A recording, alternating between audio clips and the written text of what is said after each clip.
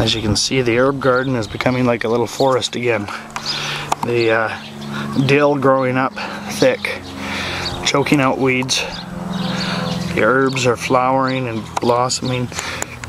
I'm very excited this year. This is a surprise.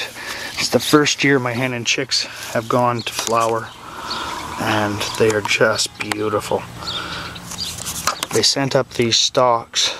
It's about 8 inches and beautiful flowers on top. The dill is going to flower as well, and so the bees are buzzing all around because they love those dill flowers as well. They seem to really enjoy these flowers as well. Not much of a scent to them, but they are incredibly beautiful. It's the first time in 3 years that we've gotten flowers on them. Now, my mother was just telling me you can take starts off these by picking off these little bunches, and so I'm going to move some to other parts of the yard just for decorative sake. If they keep flowering, it'll help with the bees again. The mint is taken off.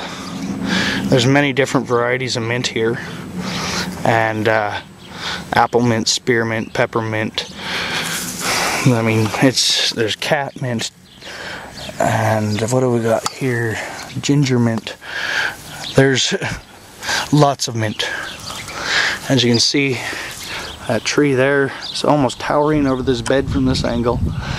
It's grown at least 2 feet this year, and there's still time in summer left, so within the next couple of years that tree will be providing some pretty good shade for this little bed here. The French tarragon has really taken off. I still haven't taken root cuttings off it, but I still want to. I need to do a little research on that.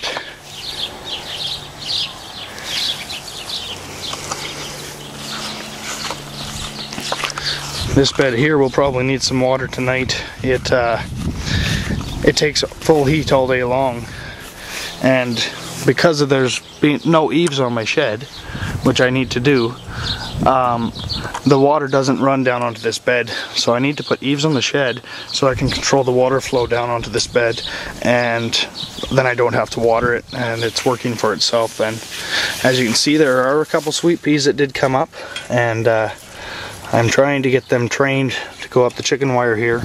I might have to use some hemp rope or twine.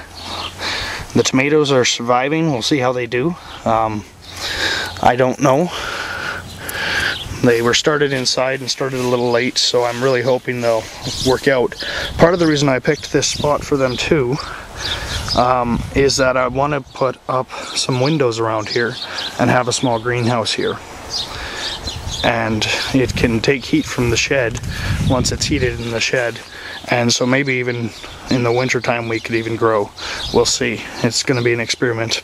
I don't know if I'll get to it this year or not. I hope so, because I have these tomatoes in here. I don't know if it's good companion planting to have them near the onions or not.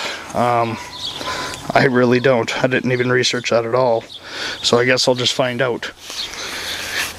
I did plant more spinach in this bed a little while back, so I'll have to make sure it keeps moist. It's dry. It's a little dry on top, but right down below it's moist because of all the compost and grass clippings here. So this bed is producing me onions, and the peas, well, they're sweet peas, so they're more for look's sake, and tomatoes, carrots, all out of one little bed. And once I can put the greenhouse effector on it, it should work quite well. This garden is doing very well. I'm really impressed with the results so far. The sunflowers are coming up really well. I'm happy to see that. And spinach all over the place. Some of this spinach I'll let go to seed. Others I'm using for harvesting. And then the strawberries over here in the corner. Marigolds up along the edge here as natural pest control. The bees like them, but other pests don't. Here my strawberries are doing quite well, although sometimes the birds love them, and sometimes the insects, and sometimes I don't get to eat very many. So I need to build a cover over these strawberries. Now here, it looks almost like I have a raspberry plant coming. I don't know, but that would be kind of exciting. We'll see what we get here. And there's wild oats planted there that I want to be able to feed to the chickens. There's radishes in this bed, carrots. It's a really large mix. I bought 2 more strawberries the other day that I'll put here as well, and same as these, they're ever-bearing strawberries, which makes it nice because you can harvest all year round with them, and they do produce a lot. It's just they need a netting so that the birds stay away. As you can see, my lettuce is taking off really well in this bed. I planted spinach to fill in where the others didn't come up. Some of this, we had so much rain that some of the seeds just didn't make it. Here I have more lettuces planted, some morning glories. I didn't know if anything would come up here. All I did was put compost down by itself, overtop the weeds, and planted into it. And I got weeds, but I've been weeding them out slowly and daily as I see them, like this one here. And just chop and drop. There's some Swiss chard coming up here. Lettuces. The potatoes are coming up amazingly well. So is my onions from last year. Here's the ruby red Swiss chard. Another onion there growing. As you can see, it's getting quite big. Here, some ruby red rhubarb. More ruby red Swiss chard. Another weed we'll get out of here. I've got 64 hills of potatoes here. I need to hill them with some more compost, some more carrots, and the popcorn. I've been weeding today. As you can see, I'm half done. This part of the bed is still full of them. I'm going to sheet mulch around the corn, and then I'm going to plant some other plants in here, like some more spinach and lettuces, so I can have more green crops, and they make a good ground cover to help with the weeds, and they'll just grow up around the bases of the corn. I've been working on getting the compost filled again.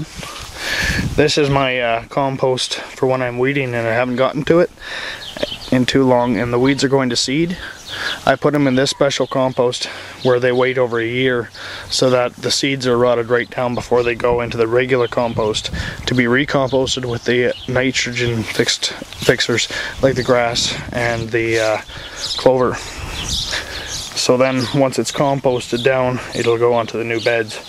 Here's some of the weeds today that I picked where it's not going to seed so much, and I'll mulch them up with my mower.